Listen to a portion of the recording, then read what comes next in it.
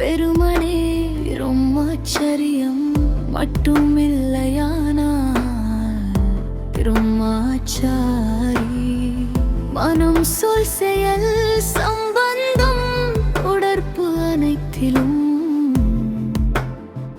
பவித்திராதா உள்ளதா?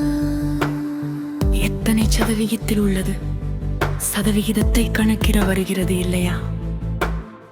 பவித்திரதாவின் அடையாளம் உள்ளுணர்வு, பார்வை மற்றும் செயல் மூன்றிலும் சோதித்து பாருங்கள். சம்பூர்ண பவித்திரதாவின் உள்ளுணர்வு என்னவாக இருக்குமோ அது புத்தியில் வந்து விட்டது இல்லையா? யோசித்து பாருங்கள். சம்பூர்ண பவித்திரதாவின் உள்ளுணர்வு என்றால் ஒவ்வொரு ஆத்மாவுக்காகவும் சுப பாவனை, சுப விருப்பம். நீங்கள் அனுபவிகள் இல்லையா?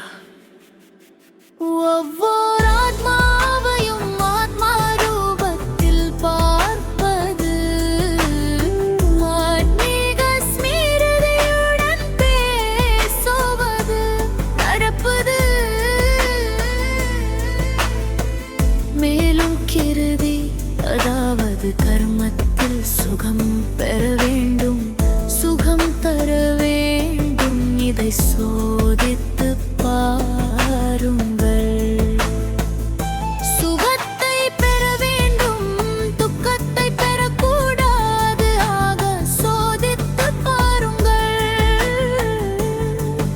ஒரு போதும் துக்கத்தையோ பெறவில்லை தானே.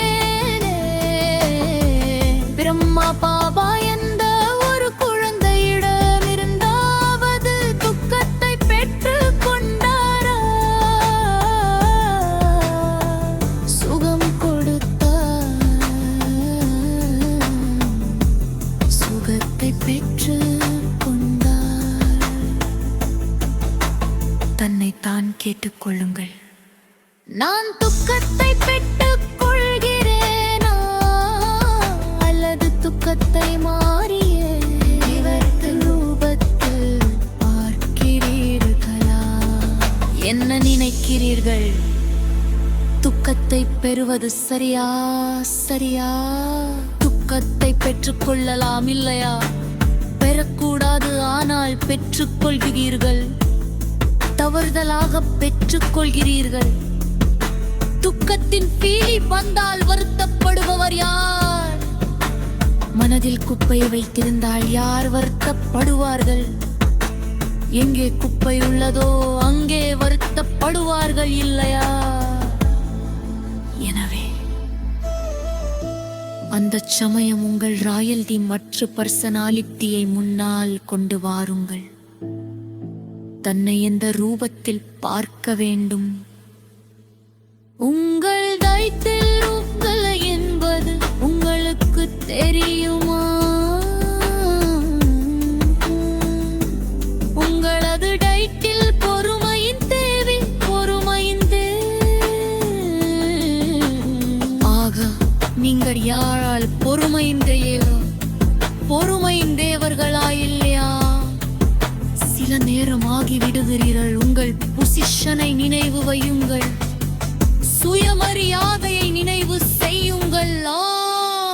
இதை ஸ்மிருதியில் கொண்டு வாருங்கள். முழு கழுக்கத்தின் விசேஷ சொரூபத்தின் ஸ்மிருதியை கொண்டு வாருங்கள். ஸ்மிருதி பலனிறது இல்லையா? இப்போது விசேஷமாக தன்னுடைய சக்திகளின் சகாஷையினால பூரமும் பரவச் செய்யுங்கள். உங்கள் இயற்கை சூரியனின் சக்தி, சூரியனின் கிரணங்கள் தங்கள் காரியங்களை எத்தனை ரூபங்களில் செய்து கொண்டிருக்கின்றன. அதனால் மழை பெய்யவும் செய்கிறது, தண்ணீர் பாகல வற்றி போகவும் செய்கிறது. பகலில் இருந்து இரவு, இரவில் இருந்து பகலாக ஆக்கி காட்டவும் செய்கிறது. அப்போது நீங்கள் உங்கள் சக்திகளின் சகாஷை வாயுமண்டலத்தில் பரவச் செய்ய முடியாதா? ஆத்மாக்களுக்கு தன் சக்தி சக்திகளின் சகாஷ் மூலம் துக்கம் அசாந்தியிலிருந்து விடுவிக்க முடியாதா?